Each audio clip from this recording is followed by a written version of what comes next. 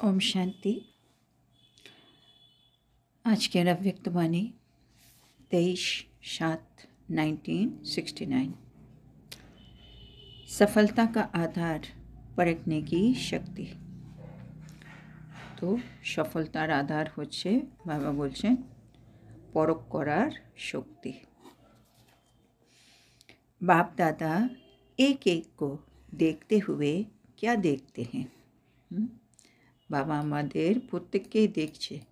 तो एक एक जन के देखार समय उन्हीं की देखছেন? बाप दादा हर एक में 4 बातें देख रहे हैं। तो बाप दादा आमादेर प्रत्येकेर मध्य 4टी विषय के देखছেন। वो कौन सी 4 बातें हैं? ताइले সেই 4टी विषय की बाबा जिज्ञेस करছেন। तो हर एक ने अपना अपना विचार सुनाया। तो যারা বাচ্চারা ওখানে বসেছিল তারা প্রত্যেকেই নিজের নিজের বক্তব্য বাবাকে জানালেন। এবার বাবা বলছেন 4টে বিষয় উনি কি দেখলেন। एक तो ताज देख रहे थे। तो बाबा प्रथम যেটা দেখছিল মুকুট দেখছিলেন। दूसरा तख्त, द्वितीय बाबा सिंहासन देखছিলেন। तीसरा तदबीर और तृतीय बाबा पुरुषार्थ देखছিল, प्रचेष्टा देखছিল। और चौथा तकदीर और चतुर्थ बाबा देखছিল আমাদের भाग्य। यही 4 चीज़ें हर एक में देख रहे हैं। तो बाबा ये 4টে জিনিস আমাদের প্রত্যেকের মধ্যে দেখছিলেন। একটা মুকুট, দ্বিতীয় সিংহাসন, তৃতীয় প্রচেষ্টা মানে পুরুষার্थ और चतुर्थ আমাদের भाग्य। संगम का ताज कौन सा होता है मालूम है? बाबा जिज्ञेस करছে कि संगमेर मुकुट कोनटा আমাদের কি জানা আছে? तो आज बाप दादा तख्त नशीन वो ताजधारी वत्सों की सभा में आए हैं। तो आज के बाप दादा सिंहासन हैं, যারা সিংহাসনে বসে আছেন তখ্ত নশীন, আর যারা তাজধারী মানে মুকুটধারী বাচ্চাদের সভাতে এসেছেন। তার মানে বাবার সামনে যারা বসে আছে সবাই মুকুট পরে আছে আর সিংহাসনে বসে আছে। लेकिन हर एक का ताज अपना अपना तथा यथाशक्ति ही है। किन्तु बाबा देखছে প্রত্যেকের মুকুট তাদের নিজের নিজের যথাশক্তি আছে। মানে আমরা সবাই তো পুরুষার্থ করে তক্তার তাজ নিয়েছি, হ্যাঁ না, সিংহাসনটা আর মুকুটটা নিয়েছি। সেজন্য আমাদের সকলেরই মুকুট বা সিংহাসন হচ্ছে যথাশক্তি আমরা যা যা পুরুষার্থ করে অর্জন করেছি সে রূপে আছে। तो ये तो देख रहे थे कि तो बाबा देखছিলেন কি দেখছিলেন? इस संगम में कौन कौन ताज तख्तधारी बन बैठेंगे। तो बाबा देखছিলেন এই সঙ্গম যুগে মানে আমার কোন কোন বাচ্চা মুকুটধারী আর সিংহাসনধারী হয়ে বসে আছে। এবার বাবা কি দেখছে? किस किस ने कितना बड़ा ताज धारण किया है व छोटा धारण किया है। আর কে কে কত বড় মুকুট ধারণ করেছে অথবা ছোট মুকুট ধারণ করেছে। ताज तो सदा ही सिर पर रखकर चलते हैं, वह कभी कभी ताज को किनारे रख देते हैं। আর বাবা তৃতীয় জিনিস দেখছে সেটা হলো মানে মুকুটটা আমরা কি সব সময় মাথার মধ্যে রেখে চলি বা মাঝে মাঝে মুকুটটাকে পাশে সরিয়ে রাখি। তাহলে বাবা আমাদের সব বাচ্চাদের মানে মুকুটধারী আর সিংহাসনধারী সেই হিসেবে দেখছে। আর 3টে জিনিস দেখছে বাবা আমাদের মধ্যে কে কে সিংহাসনধারী হয়েছে আর কে মুকুটধারী হয়েছে। দ্বিতীয় বাবা দেখছে কে বড় মুকুট পরেছে, কে ছোট মুকুট পরেছে। আর তৃতীয় বাবা দেখছে সবাইয়ের মাথায়, মানে সবাই আমরা কি মুকুটটাকে সবসময় মাথায় রেখে চলি, না মাঝে মাঝে মুকুটটাকে নামিয়ে পাশে রেখে দিই। তো বাবা তিনটে জিনিস দেখছেন। अच्छा, এবার বাবা আর কি বলছেন, आप सभी भी अपने आप को जानते हो ना। তাহলে বাবা বলছে আমরাও তো নিজে নিজেকে ভালো করেই জানি। क्योंकि सभी चुने हुए रतन है, तो इतनी पहचान तो ज़रूर होगी ही। তো বাবা বলছে আমরা তো সকলেই বাছাই করে নেওয়া রত্ন, হ্যাঁ না? বাবা তো আমাদেরকে বাছাই করে নিয়েছে, এত এত কোটি কোটি মানুষের মধ্যে বাবা আমাদেরকে বাছাই করেছে, সেজন্য আমরা সবাই হচ্ছি রত্ন।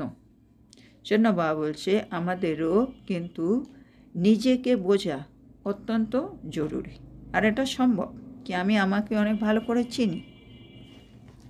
তো এবার বাবা বলছে अपनी तदबीर और तकदीर की परख है। তো বাবা বলছে আমাদের মানে আমি নিজের প্রচেষ্টা বা পুরুষার্থ আর নিজের ভাগ্য, এটা কি পরখ করতে পারছি, মানে আমি কতটুকু পুরুষার্থ করলাম আর আমার কতটুকু ভাগ্য তৈরি হয়েছে, এই জিনিসটা কি আমি পরখ করতে পারছি। आप अपने को पूरा परख सकते हो, বাবা জিজ্ঞেস করছে, মানে আমরা কি নিজেকে পুরোপুরি যাচাই করতে পারি, পরখ করতে পারবো। समझो, बाबा बार बोलছে মনে করো, मिसाल के तौर पर आप एडवांस पार्टी में जाते हो, तो अभी अभी आपके पुरुषार्थ प्रमाण आपकी तकदीर क्या होगी उनको समझते हो। বাবা কত সুন্দর প্রশ্ন জিজ্ঞেস করছে। মনে করো উদাহরণস্বরূপ বাবা বলছে আমরা হঠাৎ করে অ্যাডভান্স পার্টিতে চলে গেলাম। অ্যাডভান্স পার্টি মানে আমরা জানি অ্যাডভান্স পার্টি হচ্ছে ওই আত্মারা যারা মানে পুরোপুরি পুরুষার্থ করে কর্মাতীত হয়ে বাবার সাথে বাবার কাছে ফেরেশতা রূপে চলে গেছে, এখন ওরা আগামী দিনের সত্যযুগের অন্য অন্য কাজগুলো করছেন। তো বাবা বলছে ধরো এখন হঠাৎ করে আমি অ্যাডভান্স পার্টিতে চলে যাই, মানে হঠাৎ করে আমি আত্মা শরীর ছেড়ে দিই, তাহলে আমি এতদিন যা পুরুষার্থ করেছি তার প্রমাণ আমার কতটুকু ভাগ্য জমা হয়েছে হবে। তো বাবা বলছে এটা কি তুমি বুঝতে পারছো, মানে এটা বাবা বলছে আমাদের সেলফ চেক ইন, মানে আমি আত্মা এখনই যদি শরীর ছেড়ে অ্যাডভান্স পার্টিতে চলে যাই তাইলে আমি যা পুরুষার্থ করেছি তার প্রমাণ আমার কতটুকু ভাগ্য হয়েছে হবে তৈরি। তো বাবা বলছে সেটা কি বুঝতে পারছো। अपने वर्तमान पुरुषार्थ और तकदीर को जानते हो, মানে এই মুহূর্তে বর্তমান আমার কি পুরুষার্থ আর আমার কতটুকু ভাগ্য তৈরি হয়েছে।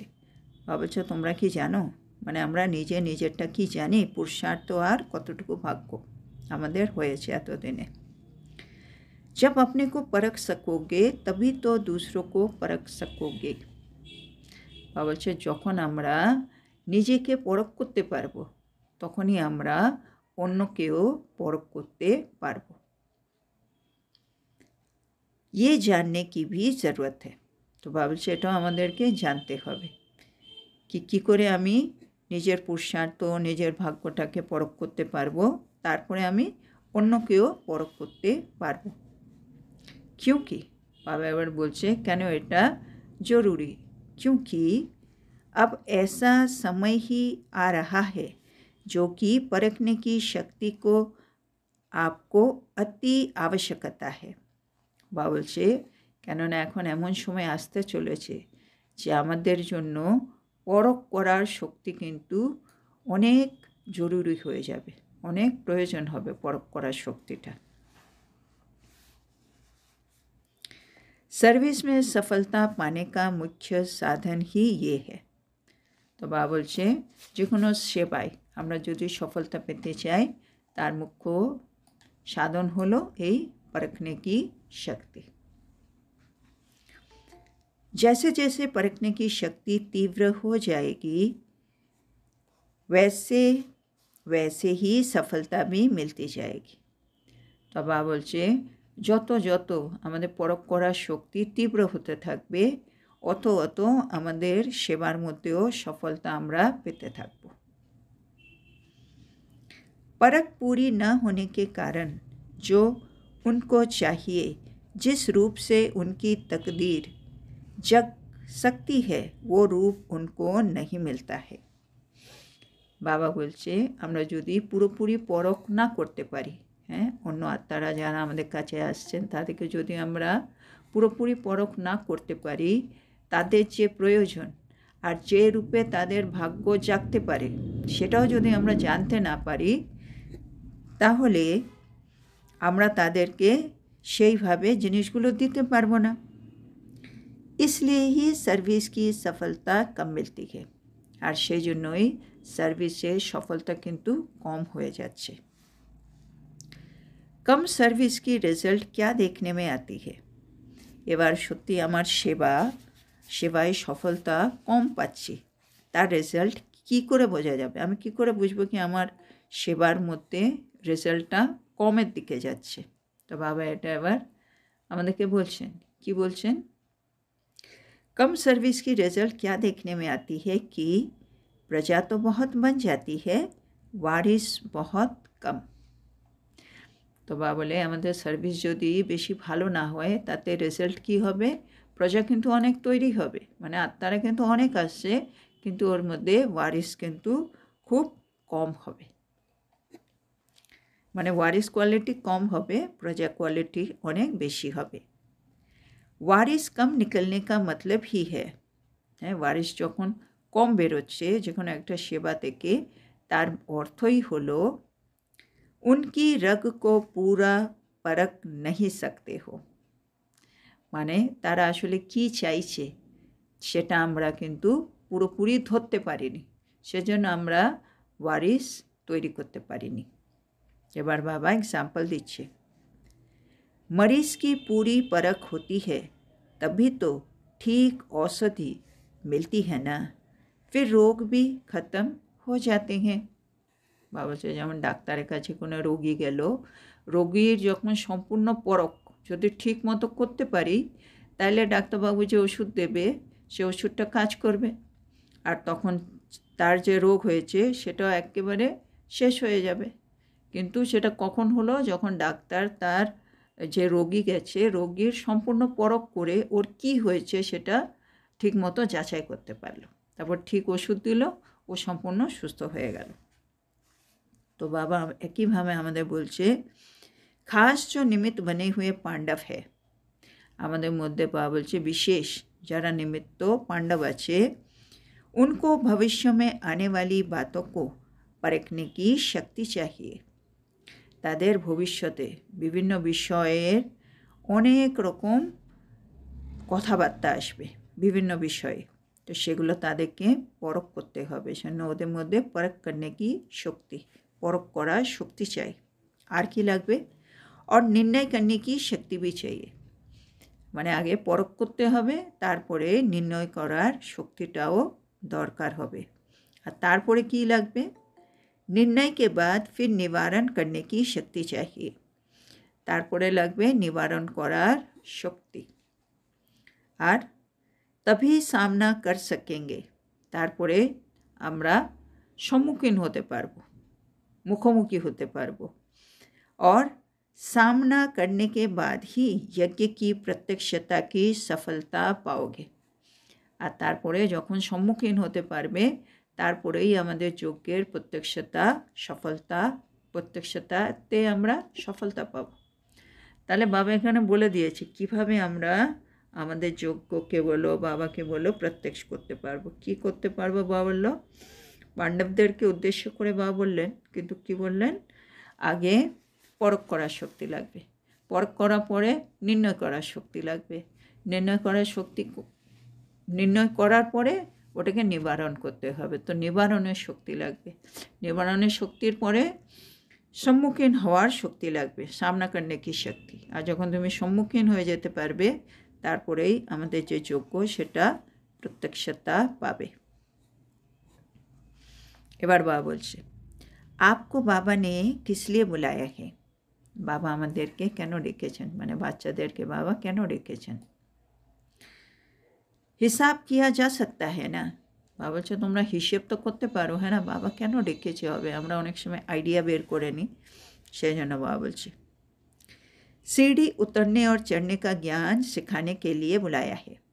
তো বাবা আজকে আমাদের কী শেখাবে? সিঁড়ি কীভাবে উঠতে হবে আর কী করে নামতে হবে। বাবা বলছে সেই জ্ঞানটা আমি আজকে শেখাবো তোমাদের। अब किस बात में उतरना है और किस बात में चढ़ना है। এখন বাবা আমাদের শেখাবে কোন বিষয়ে আমাদেরকে নামতে হবে আর কোন বিষয়ে আমাদেরকে সিঁড়ি চড়তে হবে। बड़प्पन तो पकड़ लिया है, लेकिन बड़प्पन होते हुए भी जहाँ पर छोटेपन की सीढ़ी उतरना होता है वहाँ पर फट उतर नहीं सकते हो। বাবা বলছে আমরা বড়, তা আমরা বড়টাকে তো ধরে নিয়েছি, কিন্তু বড় হয়েও আমাদেরকে কিছু জায়গায় ছোট হয়ে যেতে হবে, আর ছোট হয়ে আমাদেরকে সিঁড়ি নামতে হবে। কিন্তু ওইখানে দেখা যাচ্ছে আমরা সাথে সাথে মানে নামতে পারছি না সিঁড়ি।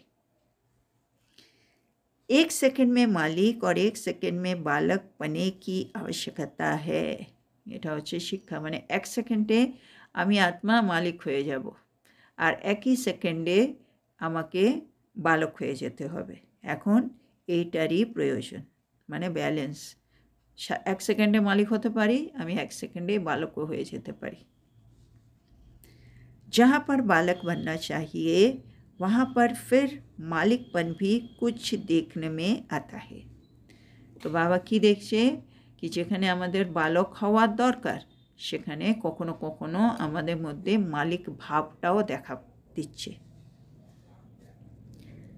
जैसा समय वैसा ही स्वरूप कैसे बनाना चाहिए वो ही सिखाने के लिए बुलाया है।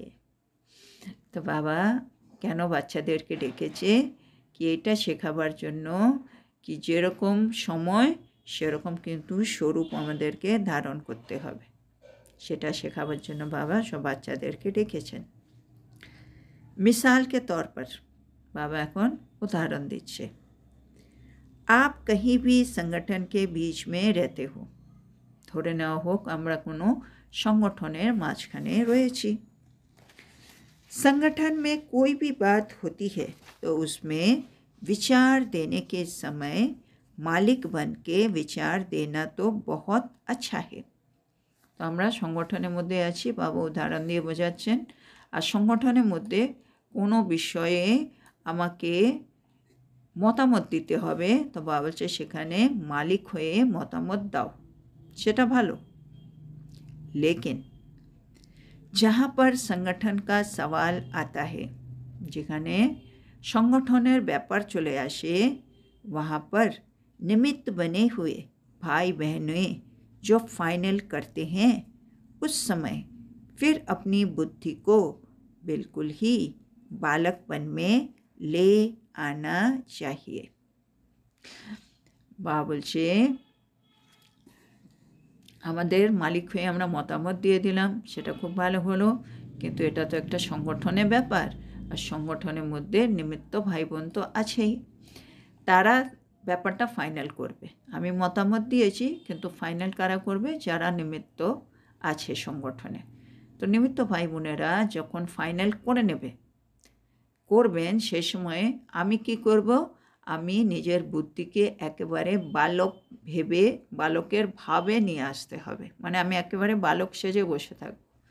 যখন আমি আমার মতামত দিলাম তখন আমি মালিক ছিলাম, আর যেই মতামত দেওয়া শেষ হয়ে গেছে এখন ডিসিশন নেবে নিমিত্ত ভাই বোনেরা, সেজন্য আমি বালক হয়ে বসে পড়ব। এবার বাবা আরও বোঝাচ্ছেন ওখানে আমাদের আর কি করতে হবে। बालक बनने की क्वालिफिकेशन क्या होती है, মানে আমি যে বালক হয়ে গেছি তার লক্ষণ কি হবে, মানে কোয়ালিফিকেশন কি হবে। वहीं पर फोर्स में बोलेंगे फिर वहीं पर ही बिल्कुल निरसंकल्प बन जाएंगे। হ্যাঁ, এটা কত সুন্দর কথা বাবা বলছে।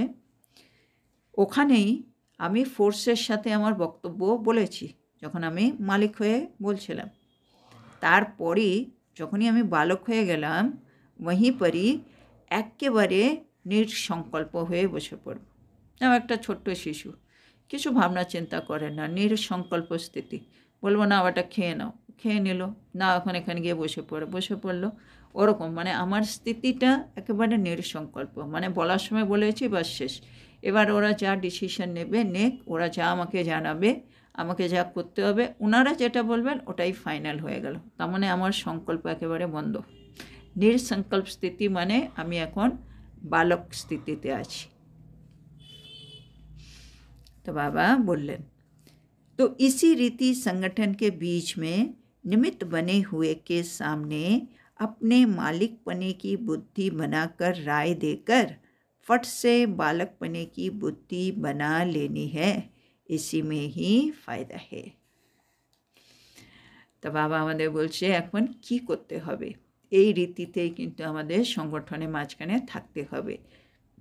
সংগঠনে নিমিত্ত যারা আছে তাদের সামনে আমি মালিক ভেবে নিজের বুদ্ধিতে যা মতামত আসছে সেটা আমি রাখবো, কিন্তু তারপরেই সাথে সাথেই আমি কিন্তু বালক হয়ে যাব, আমার বুদ্ধিকে একেবারে নির্সংকল্প করে রাখবো।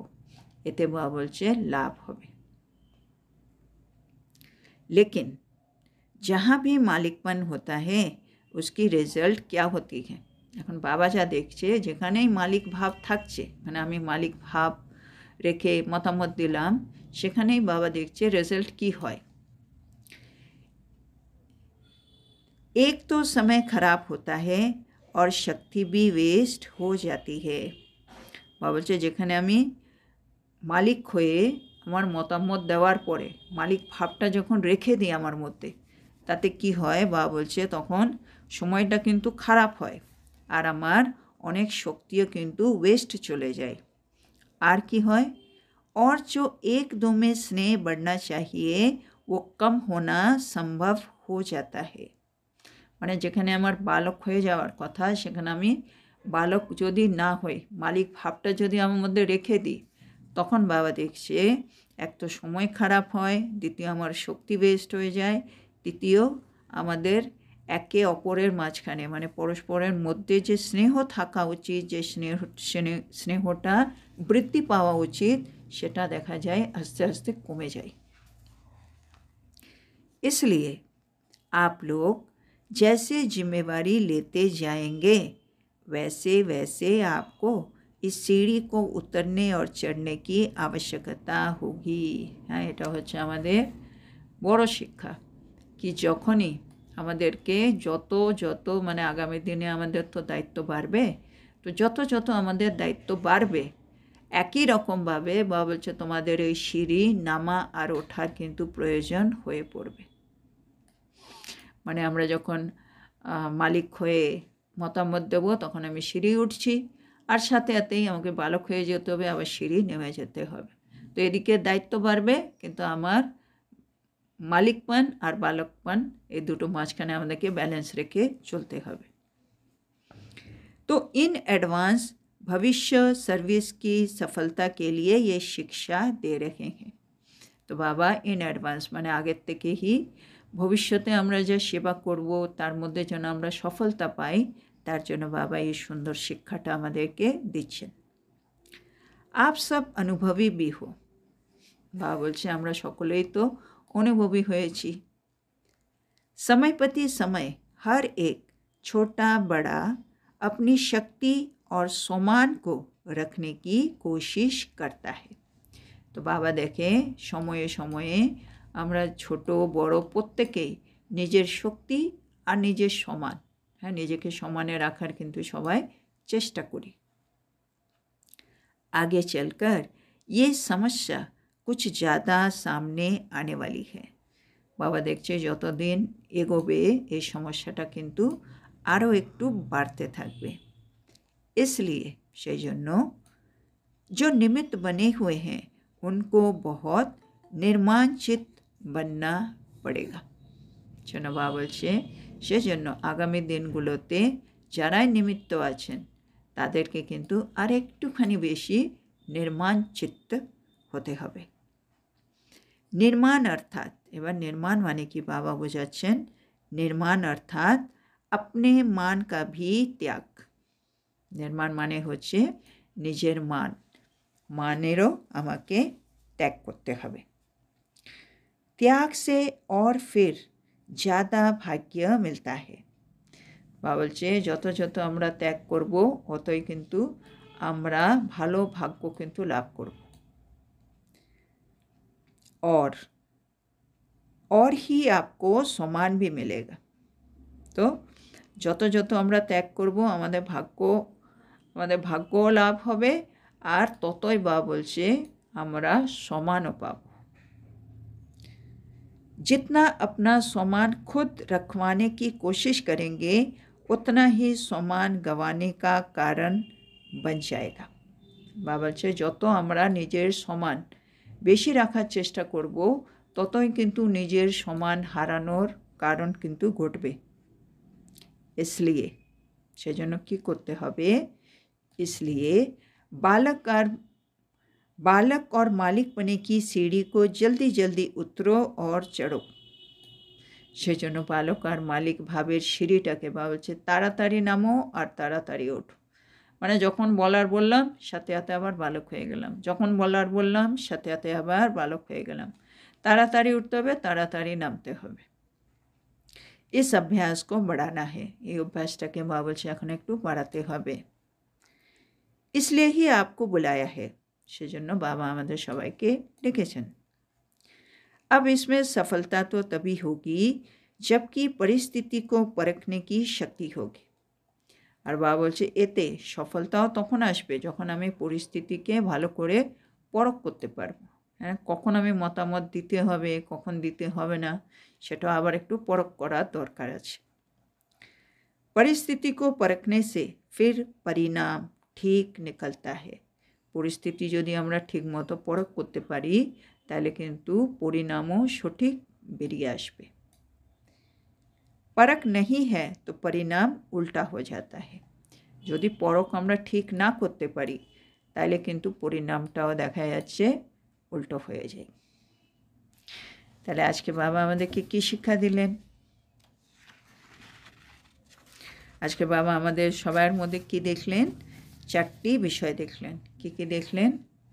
একটা হচ্ছে মুকুট, দ্বিতীয় বাবা দেখলেন আমাদের সিংহাসন, তৃতীয় দেখলেন বাবা আমাদের প্রচেষ্টা বা পুরুষার্থ, আর চতুর্থ বাবা দেখলেন আমাদের ভাগ্য, তকদির। হ্যাঁ, তাজ, তখ্ত, তদবীর আর তকদির।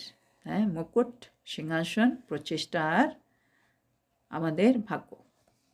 তারপরে বাবা চেকিং পয়েন্ট বলল, মানে আমাদের নিজে চেক করতে হবে কি সত্যি আমার মাথায় মুকুট আছে কিনা, আমি সত্যি সিংহাসন পেয়েছি কিনা, আমার মুকুটটা কত বড় না মুকুটটা ছোট। তারপরে আমি সবসময় মুকুটটাকে মাথায় রেখে চলি বা মুকুটটাকে মাঝে মাঝে পাশে রেখে দিই। এগুলো বাবা বলতে চেকিং। সঙ্গম যুগে আমাদের কোন মুকুট দিয়েছে বাবা? সেটা হচ্ছে দায়িত্বের মুকুট, হ্যাঁ না, জিম্মেওয়ারি কা তাজ। কি বাবা যে পুরো পৃথিবীটাকে সত্যযুগ করতে চলেছেন সে কাজের মধ্যে আমরাও বাবার কিছুটা দায়িত্ব নিয়েছি। তো এবার কতটা দায়িত্ব নিয়েছি সেই হিসেবে আমাদের হচ্ছে মুকুট।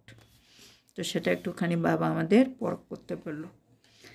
তারপর বাবা বললেন সেবা খুব ভালো করে আমরা সফলতা পেতে পারি সেবায় যদি আমরা ভালো পরখ করতে পারবো। তারপরে পরখ করার পরে আমাদেরকে ঠিক মতো নির্ণয় করতে হবে। নির্ণয় ঠিকমতো করার পরে নিবারণ করতে হবে। নিবারণ করার পরে আমরা সামনা করতে পারবো, সম্মুখীন হতে পারবো। আর সম্মুখীন হওয়ার পরেই আমরা আমাদের যজ্ঞের প্রত্যক্ষতার মধ্যে সফলতা পাব। তারপরে বাবা আজকে আমাদের সিঁড়ি ওঠানামা শেখালেন। 1 সেকেন্ডে মালিক হতে হবে, 1 সেকেন্ডে বালক হয়ে যেতে হবে।